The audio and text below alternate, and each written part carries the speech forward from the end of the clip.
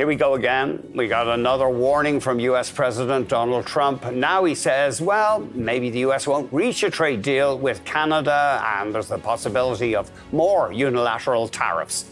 We haven't really had a lot of luck with Canada. I think Canada could be one where they'll just pay tariffs, not really a negotiation. We haven't really, we don't have a deal with Canada. We haven't been focused on it. Breaking news, in July 2025, Canada quietly pulled the trigger on a $15 billion market blockade, shutting U.S. steel and aluminum out of contracts across Europe and Asia. Trump's reaction? Pure fury. Factories in Detroit and Texas are already warning of shutdowns. Prices for cars and housing are climbing, and Wall Street is bracing for impact. Is this just retaliation or the start of a global trade split that could redraw the world's economy? In early June 2025, President Trump shocked global markets by officially doubling U.S. tariffs on steel and aluminum imports to 50%, effective June the 4th, citing national security under Section 232. Unlike previous targets, this surprise hike directly hit U.S. trade allies Canada and Mexico, triggering swift economic reactions. The U.S. dollar surged over 1%, while steel and aluminum prices spiked, disrupting global commodity flows. Analysts warned that America's automakers could face billions in added costs within months. Canadian Prime Minister Mark Carney accused the tariffs of being unlawful and unjustified, stating Ottawa was already engaged in intensive and live negotiations as retaliation plans took shape. Ontario's government also escalated measures, including banning U.S. firms from key contracts and canceling a Canadian $1 million Starlink deal in protest. This was more than just a policy shift. It was a flashpoint that set the stage for industrial upheaval across North America.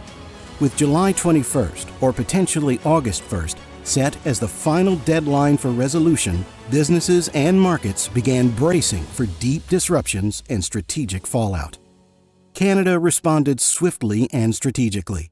Prime Minister Mark Carney announced new procurement rules barring U.S. suppliers from federal contracts unless they match Canada's access standards abroad, effectively blocking American firms from major Canadian projects spanning infrastructure, defense, and auto manufacturing. Provincial leaders joined the push. By March 2025, provinces like Nova Scotia, Yukon, and Prince Edward Island had started canceling or reviewing contracts tied to U.S. companies and directing new bids to domestic-only suppliers. Ontario went further, canceling a Canadian $1 million Starlink contract and completely barring U.S. providers in key sectors. This wasn't isolated action. On March 1st, Canada imposed 25% tariffs on Canadian $30 billion of U.S. goods, followed by an equal dollar retaliation on Canadian $29.8 billion worth of American steel, aluminum, and other imports.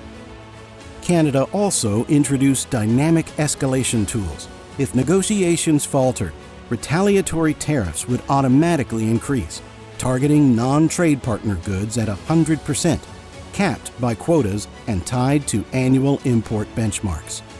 Meanwhile, data shows Canadian exports to the U.S. declined by 10 percentage points, from nearly 78% to 68% of total exports between May 2024 and May 2025, as Ottawa aggressively diversifies global markets. Together, these moves form a wall. Canadian is blocking U.S. firms from its public contracts, forcing local sourcing, and using tariffs to restructure trade flows, turning policy into strategic leverage in this growing industrial showdown. Canada's bold blockade triggered sharp reactions beyond North America. The European Union quickly moved to prepare countermeasures targeting up to 72 billion euro, $84 billion in U.S. exports, from cars to chemical goods, signaling growing alignment with Ottawa on trade sovereignty. Brussels vowed proportional tariffs and opened WTO talks if Washington did not back down. Meanwhile, Japan sharply cut its aluminum import premium, from $182 metric ton down to $108 metric ton in Q3, reflecting weak demand and overflow from redirected North American metal flows. Traders note that U.S. tariffs forced global producers to offload excess supply into Asia and Europe, upending price structures. Germany's Steel Federation publicly praised Canada's industrial sovereignty push, urging more assertive EU trade policy. In contrast, some EU industries expressed worries the bloc might overreact with heavy tariffs, potentially harming innovation and consumers. Through coordinated strategies with allies like the EU and Japan, Canada has turned a bilateral tariff fight into a multilateral coalition dispute. Together, these moves suggest a broader reorientation. Nations are redefining supply chain security not just as economics, but as geopolitical strategy. Canada's central bank warned that tariff-induced price increases could pass through 75% into consumer goods over 18 months, pushing inflation higher if duties remained unchanged. Governor Tiff Macklem noted that tariffs dent economic efficiency and threaten long-term growth, while core inflation runs around 2% to 2.5%. Despite these headwinds, the Bank of Canada held its policy rate steady at 2.75% on July 30th, signaling cautious optimism amid uncertainty. Meanwhile, companies report squeezed profit margins as input costs surge, yet many hesitate to raise prices due to weak demand. Moody's warned that firms heavily exposed to U.S. exports and complex global supply chains face significant credit risks and potential downgrades. Economists from Moody's Analytics and Oxford Economics estimate the trade standoff may reduce U.S. GDP by 0.3% to 0.5%, costing around 250,000 to 300,000 jobs. In Q2 2025, U.S. GDP grew at an annual rate of 3%, but analysts say underlying momentum remains weak, with slower consumer spending and investment due to trade tensions. Traders also point to rising risks for automakers in Detroit and supply firms in Texas, warning of factory slowdowns as steel and aluminum costs spike. The economic fallout is clear. Canadian consumers could see their goods cost more. Companies are operating under growing uncertainty, and U.S. and Canadian economies alike face growth setbacks. The deadline for deal negotiation approaches, and if tariffs stay locked in, these risks may deepen even further.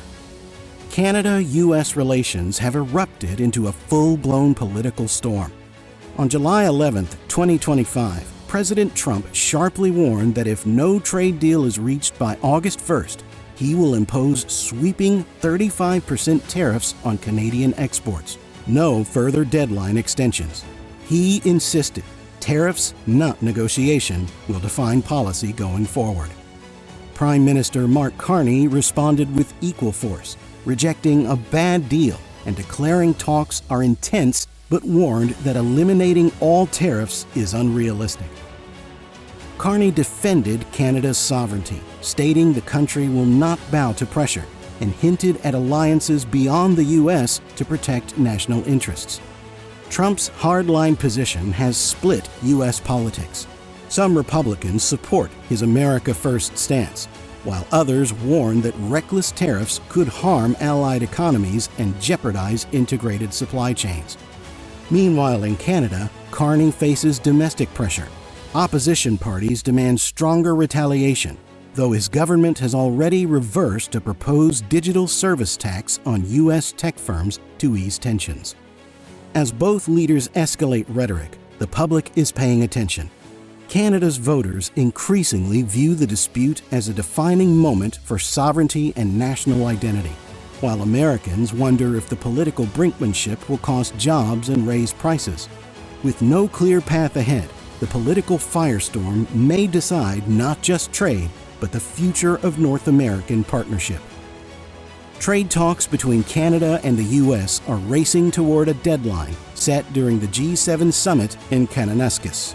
Canada agreed to a one-month window starting mid-June, giving both sides time to forge a deal or face harsher tariffs. If no agreement is made, automatic retaliation steps kick in, including higher import duties and blocked U.S. access to Canadian contracts. President Trump made it clear there will be no extensions beyond that point, firmly staking his trade strategy on deadline enforcement. Prime Minister Carney described the negotiations as intense, acknowledging Canada may still face some tariffs, but stressed that Canada will only accept a fair outcome, not a forced surrender. He confirmed that talks resumed after Canada canceled its proposed digital service tax on U.S. tech giants to move discussions forward. With days left, businesses are bracing for volatile moves. If talks collapse, automatic escalation clauses promise steeper tariffs and stricter procurement rules. Markets are jittery, factories are on alert. Consumers may feel the heat as companies scramble to reconfigure sourcing and protect margins. This countdown isn't just procedural, it's the turning point. Fail or succeed, by August, the new architecture of North American trade will either be nailed down or shattered. The standoff between Trump and Carney has gone far beyond tariffs. It now feels like the start of a North American cold trade war. The U.S. is pushing heavy duties as a show of strength, while Canada is building alliances and blocking American access to foreign markets. Economists warn this could fracture supply chains that have been deeply linked for decades, especially in autos, steel, and aerospace. Investors fear rising inflation, while businesses prepare for long-term separation instead of cooperation. Carney calls it economic self-defense. Trump calls it patriotic protection. The truth is, both sides are locked in a contest that could reshape trade rules for a generation. Whether it ends in a deal or a lasting divide, the shock is already shaking the global economy. The clash between Trump and Canada is no longer just about tariffs. It's about who controls the future of global trade. Subscribe, like, and share if you want to stay ahead of these high-stakes battles shaping our economy.